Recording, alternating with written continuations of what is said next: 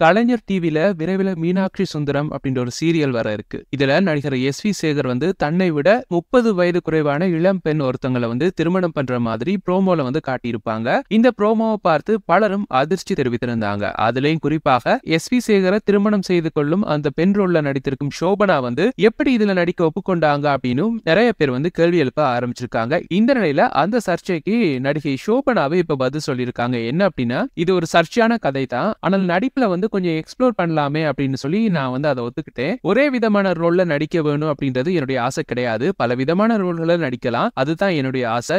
நாம எப்படி நடிச்சாலும் கொஞ்சம் பேர் நெகட்டிவாகத்தான் பேச போறாங்க.